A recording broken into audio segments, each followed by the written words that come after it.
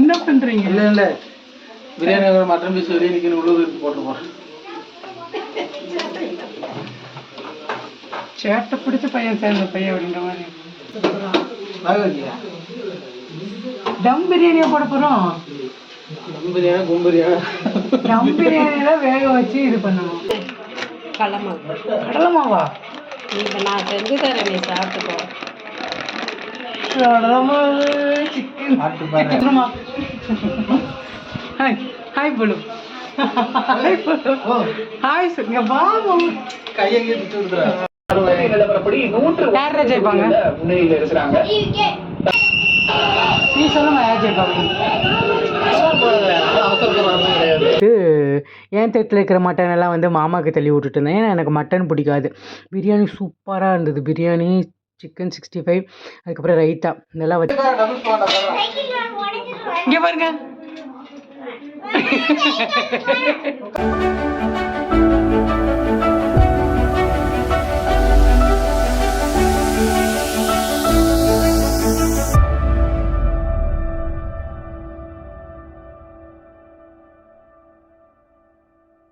Hi செல்லக்குட்டி, சிலர் எப்படி இருக்கீங்க? எல்லோரும் சேஃபாக இருப்பீங்கன்னு நினைக்கிறேன். ஸோ இன்றைக்கான வீடியோ என்ன அப்படின்னா, ஒரு டே இன் மை லைஃப் தான் வந்து பார்க்க போகிறீங்க.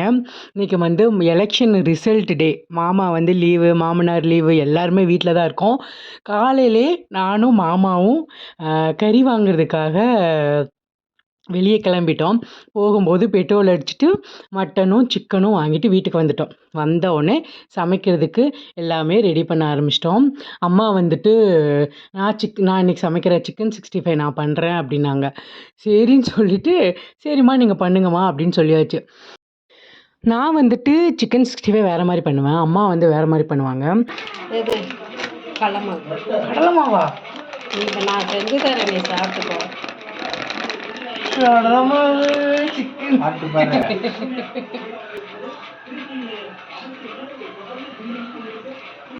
ஆளு மண்டையும் பேரு. நான் போறேன். உங்க அப்பா ஃபோன் பண்ணி வர சொல்லிடுறேன் பாத்துக்க. சுந்தரமா ஹாய் ஹாய் போலு. ஹாய் சொல்லுங்க. பாபு கையை எடுத்து விடுறேன். நம்ம கடையில் சில்லி வாங்குறோம்ல, நான் கடலை மாவு போட்டு பார்த்ததே இல்லை. கடையில் நம்ம போடுவோம்ல சில்லி, வெளியே வாங்க அந்த மாதிரி. சமைக்கிற கேப்பில் சமையலும் பார்த்துட்டு வீடியோவும் எடுத்துகிட்டு அதுக்கப்புறம் வந்து எலெக்ஷன் ரிசல்ட்டும் பார்த்துருந்தேன். ஸோ ரொம்ப ரொம்ப ஹாப்பி. விஜயண்ணா வந்து ஃபஸ்ட் ஆளாக வந்து நிற்கும்போது அந்த சந்தோஷத்தை வந்து எக்ஸ்பிளைன் பண்ண முடியலை.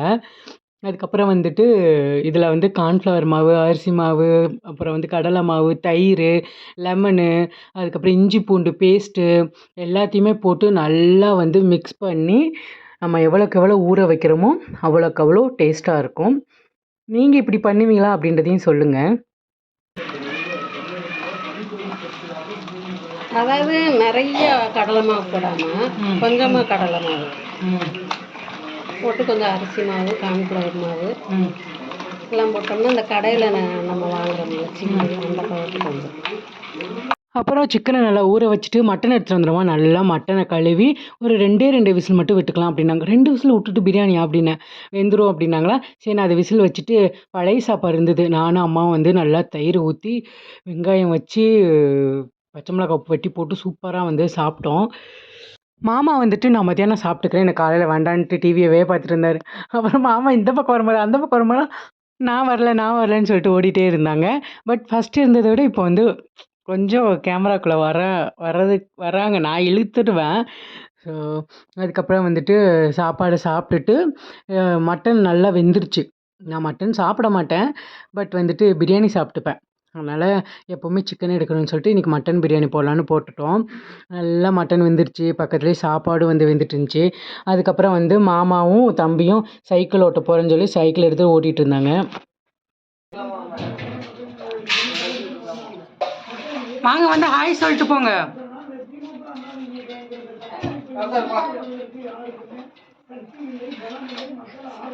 மாமா கூப்பிடு, மாமா வேலு இங்க பாருங்க.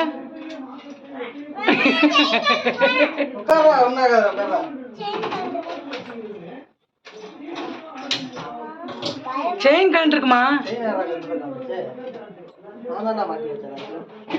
அவங்க வந்து செயினை மாட்டிட்டு இருந்தாங்களா. எனக்கு மாமாவை ரசிக்கிறது ரொம்ப பிடிக்கும் தெரியுமா? ரொம்ப அழகாக இருக்கும். நான் நிறையா ரசிப்பேன்.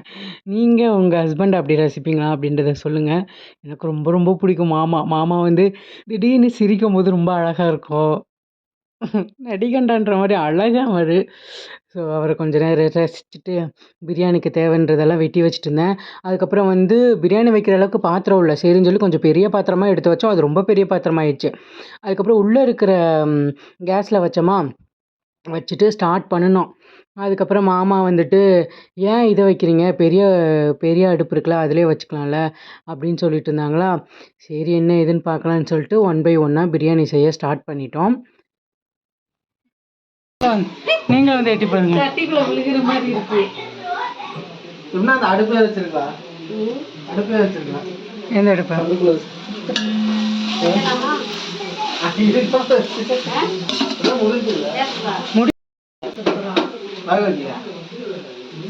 தம் பிரியாணியா போட போறோம். தம் பிரியாணியில வேக வச்சு இது பண்ணணும். சில்லி எல்லாம் இப்போதைக்கு நாங்கள் போட்டு தர மாட்டோம். அப்பா வேற டிவி பார்த்துட்டு இருந்தாரா மாமனார். எனக்கு சில்லி சிக்கன் 65 பொரிச்சு தாங்க அப்படின்னு சொல்லிட்டு இருந்தாரா. நாங்கள் இப்போதைக்கெல்லாம் பொரிச்சு தர மாட்டோம், மெதுவாக தான் பொரிச்சு தருவோம், நீங்கள் அமைதியாக டிவி பாருங்க அப்படின்னு சொல்லிட்டு இருந்தோம். அப்புறம் எங்ககிட்ட கேட்டுகிட்டே இருந்தாரா. சரி பொரிச்சு தந்தலாம், பிரியாணியை வச்சுட்டு பொரிச்சுக்கலாம், ஏன்னா அது ஊறணுமா. Very good.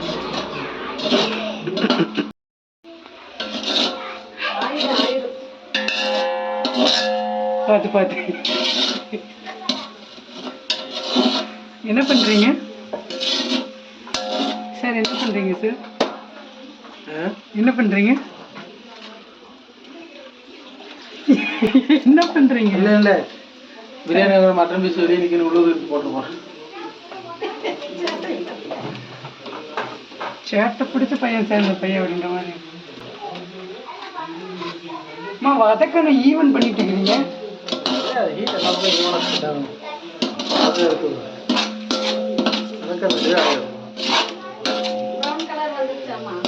இல்லைம்மா சொல்லுங்க. நாங்கள் சமைச்சிட்டு வந்து மாமா ஹெல்ப் பண்ணிட்டு இருந்தாரோ. அப்படியே மாமா கூட பேசிகிட்டே வந்து நாங்கள் சமைச்சிட்டு இருந்தோம். ஜாலியாக இருந்தது, டிஃப்ரெண்ட்டாக இருந்தது. சரின்னு சொல்லிட்டு அதுக்கப்புறம் சரி அடுப்பை வெளியே வச்சு பற்ற வச்சுக்கலாம். ஏன்னா இது ரொம்ப ஸ்லோவாக எரியுது, சட்டி பெருசாக இருக்கனால ஈவனாக ஹீட் ஏற மாட்டுக்கா. அதனால அடுப்பு இவங்க வீட்டில் இருந்தது. அப்புறம் அதை எடுத்து பற்ற வச்சுட்டு டக்குன்னு வந்து பிரியாணி ரெடி ஆயிடுச்சு. அம்மா வந்து சூப்பராக பிரியாணி பண்ணுவாங்க. பிரியாணின்ட்டு அம்மா சூப்பராக சமைப்பாங்க. சரி டக்குன்னு வேலையை முடிச்சிருவாங்க. இப்போ தான் உள்ளே போயிட்டு வர்ற மாதிரி இருக்கும், அதுக்குள்ளே எல்லா வேலையும் முடிஞ்சிடும். ஏன்னா அவங்களுக்கு அப்படியே பழக்கமாயிடுச்சு. சரின்னு சொல்லிட்டு நான் வந்து வதக்கிட்டு இருந்தேன். அம்மா வந்து ஒவ்வொரு திங்ஸாக போட்டுட்டு இருந்தாங்க. அப்புறம் நானும் மாமாவும் மாற்றி கிண்டிகிட்டு இருந்தோம். அப்புறம் அவர் வந்து எலெக்ஷன் பார்த்துட்டு இருந்தார். அவரும் மாமனாரும் நிறைய விஷயம் சொல்லி தருவாங்க எலெக்ஷனை பற்றி. எனக்கு தேர்தலை பற்றியோ இந்த எலெக்ஷனு ரிசல்ட் அது இதெல்லாம் எனக்கு எதுவுமே தெரியாது. ஆனால் அவங்க எக்ஸ்பிளைன் பண்ணிட்டு இருந்தாங்க, இது இப்படி தான், இதில் என்ன வேணால் பண்ணலாம், எப்படி வேணால் இருக்கும் அப்படின்ற மாதிரி. எனக்கு ஒன்றும் புரியாத மாதிரியே இருந்தது. அதுக்கப்புறம் தான் கொஞ்சம் கொஞ்சமாக புரிய ஆரம்பிச்சுது. அப்புறம் மசாலாலாம் வெந்ததுக்கப்புறம் மட்டனை வேக வச்சது உள்ளே போட்டோம். 2 விசில் தான் போட்டது. சூப்பராக இருந்தது மட்டனு. மாமா எப்போவுமே ரெகுலராக வாங்குகிற இடத்துல தான் போய் வாங்கினோம். வாங்கிட்டு வந்தோம். நல்லா வெந்துருந்துச்சு. அப்புறம் மசாலாவோட போட்டு நல்லா இதை மிக்ஸ் பண்ணிவிட்டு அது கொஞ்சம் நேரம் கொதிக்கட்டும்னு சொல்லிட்டு இருக்கிற அந்த மட்டன் வேக வச்சுருப்போம்ல அந்த தண்ணியை உள்ளே ஊற்றிட்டு நம்ம விசிலுன்ற பாருங்க, நல்லா தண்ணி நல்லா கொதிச்சதுக்கப்புறம் உப்பு காரம் பார்த்துட்டு நம்ம அரிசியை போட்டுற வேண்டியதுதான். நாங்கள் வந்து பாஸ்மதி ரைஸில் தான் பண்ணோம். பாஸ்மதி ரைஸ் குருணை எப்படின்னா 1 2 உடஞ்ச மாதிரி இருக்கும். பாஸ்மதி வாங்கினோம் அப்படின்னா ஒரு கிலோவே வந்துட்டு 200 பக்கம் வரும். ஆனால் குருணை வாங்கும்போது ஒரு கிலோவே 70 தான். ஓகேவா? ஸோ ஆனால் சூப்பராக இருக்கும் பிரியாணி. அதுக்கப்புறம் அளவு தண்ணி 1:2 தான், 1:2 ரேஷியோ. நீங்கள் மட்டன் வேக வச்ச தண்ணி ஊற்றும்போது உங்களுக்கு வந்து கரெக்டாக இருக்கும். அந்த டேஸ்ட்டோடு அந்த மட்டன் வெந்த டேஸ்ட்டோடு அந்த பிரியாணி இருக்கிறதுக்கு ரொம்ப நல்லாயிருக்கும். அப்புறம் அது கொதிக்கிறதுக்கு விட்டுருந்தாங்களா, நான் போய் எலெக்ஷன் ரிசல்ட் பார்த்தேன். 108ல் இருக்கார் தலைவர். தலைவரே தலைவரே அப்படின்றது. எங்கள் மாமாவும் வந்து கொஞ்சம் பொறுமையாரு ஏன் அவசரப்படுற அப்படின்னு. அதுக்குள்ளே அம்மா அரிசியை வேற போட்டுட்டாங்களா. அதுக்கப்புறம் நான் வந்து கிண்டி பார்த்துட்டு இருந்தேன். நல்லா வந்துட்டு மனம் அவ்வளோ சூப்பராக ஸ்மெல் அடிச்சது. நான் சொல்லிட்டேன் இந்த சூப்பராக இருக்குது ஸ்மெல்லு அப்படின்ட்டு.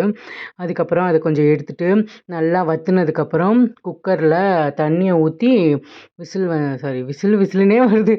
தளபதி தானே ஜெயிப்பாரு. இனிப்பு வழங்கி யார் ஜெயிப்பாங்க முன்னிலையில் இருக்கிறாங்க. நீ சொல்லுமா யார் ஜெயிப்பாங்க?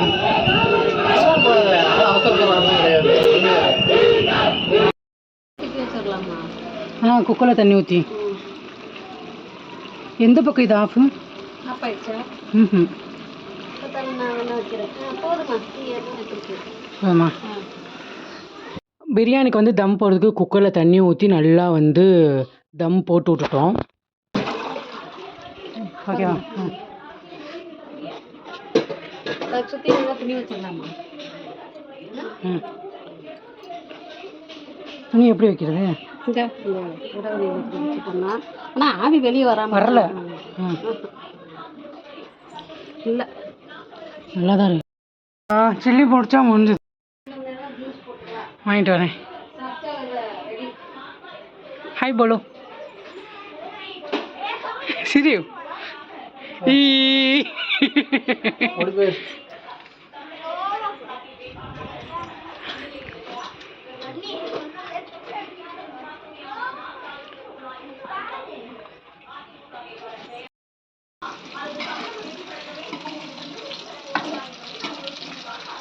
இதே மாதிரி இருந்தால் நல்லாயிருக்கும் கிளைமேட்டு.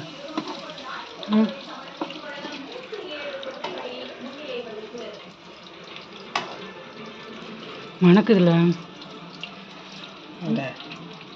அப்படியே அப்பா வந்துடுவார். ரெடி ஆகிட்டா. அப்புறம் அம்மா வந்து சிக்கன் பிடிச்சிருந்தாங்களா, மாமாவை வந்து ஜூஸ் போட சொன்னேன். மாமா ஜூஸ் போடுங்க மாமா அப்படின்னு சொல்லிட்டு, எனக்கெல்லாம் ஜூஸ் போட தெரியாது போடி அப்படின்ட்டு இருந்தாரா. அதுக்கப்புறம் போட்டு கொடுங்க அப்படின்னோடனே அப்புறம் லெமனை வெட்டி புழிஞ்சு கொடுத்தாரு. சப்ஜாவை வந்து ஊற வச்சுருந்தோமா, அதையும் போட்டு லெமனையும் புழிஞ்சு விட்டு சர்க்கரையும் போட்டு ஐஸ் கட்டி உள்ளே வச்சுருந்தேன். அதையும் போட்டு எல்லாத்துக்குமே வந்துட்டு ஆளுக்கு ஒரு டம்ளர் நல்லா வெயிலுக்கு எதமாக இருந்துச்சு. அப்புறம் அம்மா வந்து சிக்கன் பொரிச்சு வச்சுருந்தாங்களா. அப்புறம் பாப்பாலாம் வந்திருந்தாங்க. மாமாவோட தங்கச்சி வந்திருந்தாங்க, தங்கச்சி பசங்களாம். அப்புறம் எல்லாத்துக்கும் வச்சு கொடுத்துட்டு நாங்களும் எல்லோரும் சாப்பிட்டுட்டு ஜாலியாக இருந்ததும். நல்லா இருக்கா? டேஸ்ட் எப்படி இருக்கு சொல்ல? சூப்பராக இருக்கா? யார் செஞ்சா?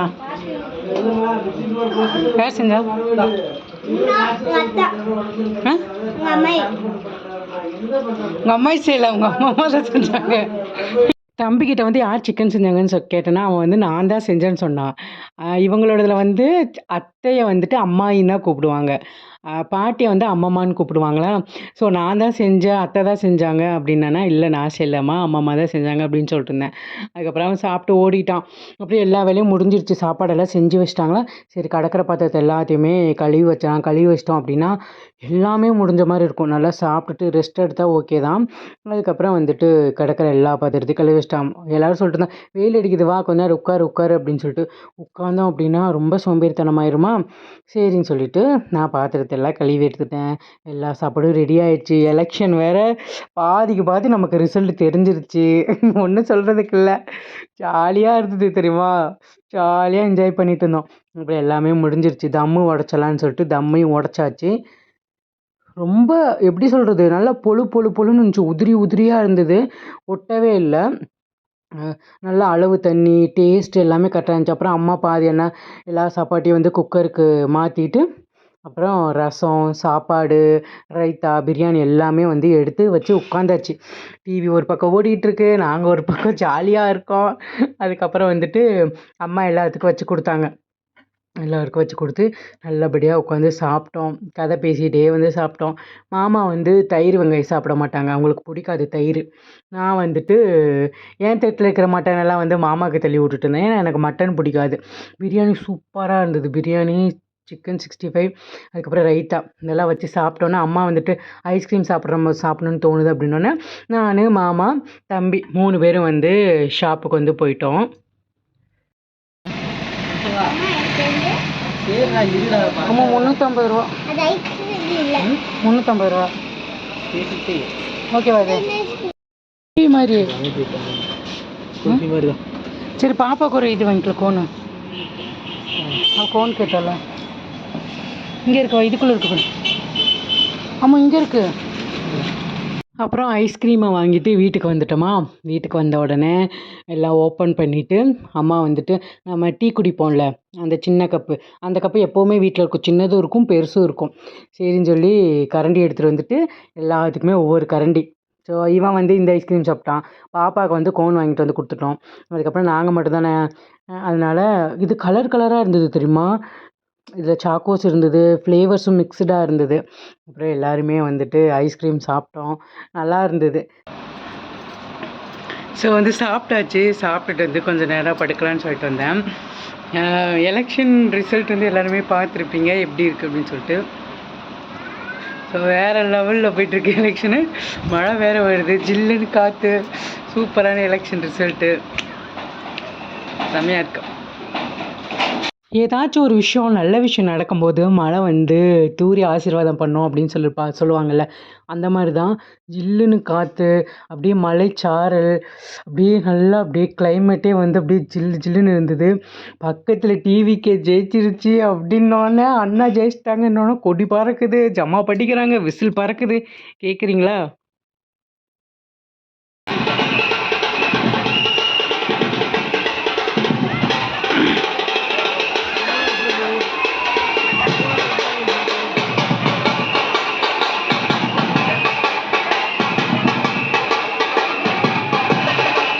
ரொம்ப ரொம்ப ஹாப்பியாக இருக்குது. ஒருத்தர் வந்தார், சாதாரணமாக ஜெயிக்கல அப்படின்ற மாதிரி இருந்தது.